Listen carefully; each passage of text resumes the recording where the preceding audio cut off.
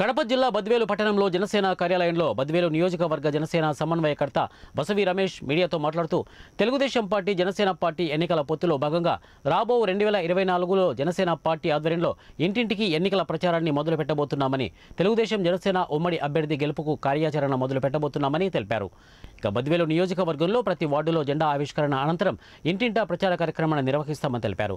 ఈ కార్యక్రమంలో బద్వేలు మండల నాయకులు బాల నరసింహులు, తరుణ్, మండల నాయకులు వెంకటేష్ మరియు జనసేన నాయకులు కార్యకర్తలు పాల్గొన్నారు.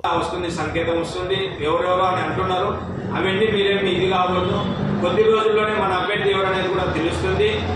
అదే విధంగానే ఉమ్మడి అభ్యర్థిని గెలిపించుకోవడానికి జనసేన టీడీపీ రెండు సిద్ధంగా ఉన్నాయని చెప్పి తెలియజేసుకుంటూ, ఈ నియోజకవర్గంలో గత 20 సంవత్సరాల నుంచి వేలుతున్న మన ఎమ్మెల్సీ గోవిందరెడ్డి గారు ఈ 20 సంవత్సరాలు ఏం చేశారు? అసలు ప్రజలకు ఎవరు చేసింది ఏమీ లేదు. వాళ్ళ ఇళ్లలో జోబులు నింపినారు తప్ప, వాళ్ళ ఇళ్లలో వాళ్ళ డబ్బులు దోచుకున్నారు తప్ప ఈ రోడ్డు బాగాలేదు, డ్రైనేజ్ వ్యవస్థ బాగాలేదు.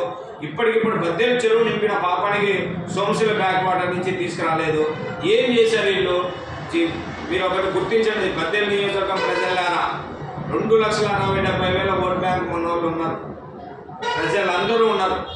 మీరు గుర్తించాలా, 20 సంవత్సరాలు ఒకే పార్టీకి మీరు అంకితం